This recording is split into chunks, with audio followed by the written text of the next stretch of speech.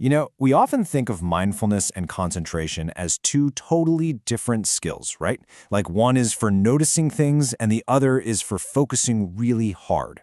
But what if that's not the whole story? What if they're actually two sides of the same coin and you develop them together in one single, powerful practice? Well, let's dive in and see how they are fundamentally connected. And get this isn't some new idea. It's right there in the original teachings.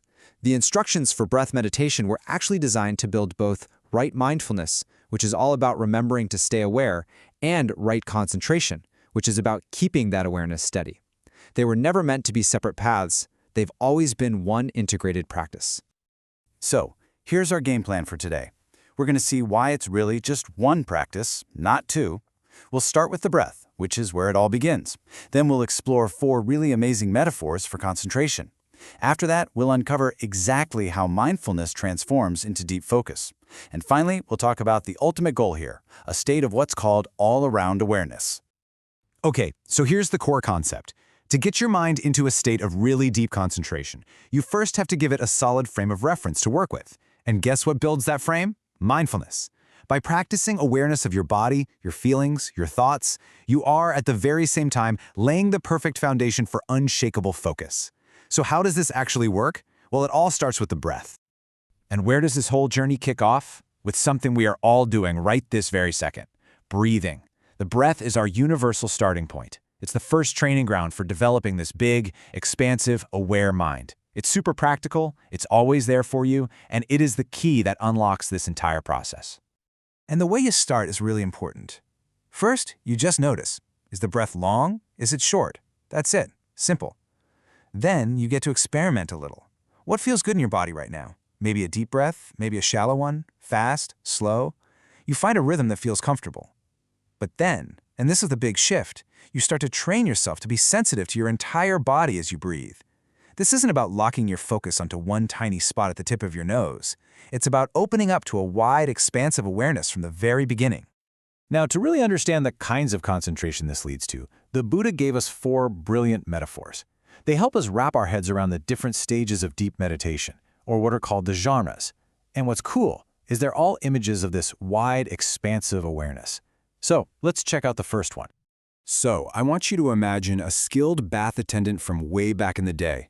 They don't just splash water onto a pile of bath powder. No, they carefully work it in, they knead it until every single little particle is perfectly damp. Not a dry spot left, but not a leaky mess either. It's an image of active, skillful work.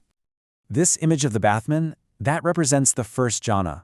And as you can see, the key element here is that there's a conscious agent. That's you. You are actively doing the work. The action is to spread a feeling of ease and pleasure throughout your whole body. And the goal is to skillfully find those dry spots, those little bits of tension and resistance, and gently dissolve them, just like kneading water into the powder. Okay, so once you've worked through those first layers of tension, the feeling of the practice starts to change. And that brings us to our second metaphor, which represents the second jhana, a much deeper and more effortless state of focus. Now picture a deep, calm lake. And at the bottom, there's a spring. And cool, refreshing water is just bubbling up from it. The water doesn't have to be forced or pushed. It just emerges, and it flows, filling up the whole lake, with nothing getting in its way. The active worker, the bathman, is gone. This shift is what illustrates the second jhana. Check out the key element now: no conscious agent. The process has become totally natural. Because you've gotten to a place where the major patterns of tension are gone, the feeling of refreshment and even rapture just flows through your body all on its own. There's no resistance anymore. As the mind settles down even more, we get to the third stage, the third jhana. And this is a state of really profound stillness and deep refreshment, and it's captured by this beautiful, serene image. The image this time is of lotus plants that are growing completely underwater. They're totally submerged, just saturated by the still, calm water of the lake, all the way from the very tip of the flower down to the very tip of the root. What's really key to this image is that deep stillness. This represents the third jhana. That active flow from the spring has now settled into a state of profound balance, or equanimity, and the state you're in is just one of pervasive, calm pleasure. Your entire being, both body and mind, just feels totally refreshed and completely at ease. And finally, we get to the fourth and most refined state of concentration, the fourth jhana. Here, all the energy from the previous states settles into pure, bright awareness. The last metaphor is so simple, but it's incredibly powerful.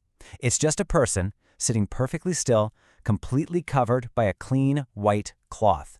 This image stands for a bright, pure awareness that fills up the whole body. At this level, the fourth jhana, the breath becomes so subtle that it can actually feel like it is stopped completely. That white cloth is a symbol for the key element here, a bright, pure awareness that now fills your entire body. The body's energy is so perfectly balanced that you reach this state of profound stillness where you feel no sense of needing anything at all. There's no sense of lack. Okay, so we've just walked through these four incredible states of deep concentration, these beautiful metaphors for an expansive mind. But the big question is, how does just paying attention to your breath actually get you there? Well, this is the engine room of the whole process. Let's look at the direct pipeline from one to the other. All right, this right here is the connection that makes it all make sense. Let's break this down. First, that quality of mindfulness itself, the simple act of remembering to keep the breath in mind, that literally becomes the first ingredient of concentration, directed thought. Next, your alertness and your ardency, that's you watching what you're doing and trying to make things more comfortable, that skill transforms into evaluation. And finally, the simple act of sticking with it, staying with the breath even when you get distracted. That matures into singleness of object. Do you see it? The very things you're doing in mindfulness aren't just prep work. They are the building blocks of deep concentration. So why do all this? What's the ultimate payoff for developing concentration this way? Well, it's not about learning to block out the world and just focus on one tiny little spot. The real goal is something way more powerful and useful. It's an all-around awareness. And this comparison makes the difference totally clear. On one side, you have a narrow, one-pointed focus. The problem is, it has these huge blind spots where unhelpful habits like greed or aversion can just hang out completely unnoticed. But then you look at the other side, with this expansive, all-around awareness, and suddenly, there's nowhere for those things to hide. You can see all the subtle little movements of your mind, no matter where they pop up. This all-around awareness becomes the perfect launchpad for real insight. I mean, look at these payoffs. It's what lets you finally see why the mind creates its own stress. It gives you this stable, grounded center, not just when you're meditating, but as you walk around in your daily life, letting you see what's happening in your mind from any direction, without getting swept away by it. So, that's our look at how mindfulness and concentration are really one unified practice. It all starts with the whole body and the breath, and it leads to an awareness that's stable, expansive, and incredibly clear. And that leaves us with one last question to think about. With this kind of awareness, one that's free from blind spots, what could you start to see differently in your own mind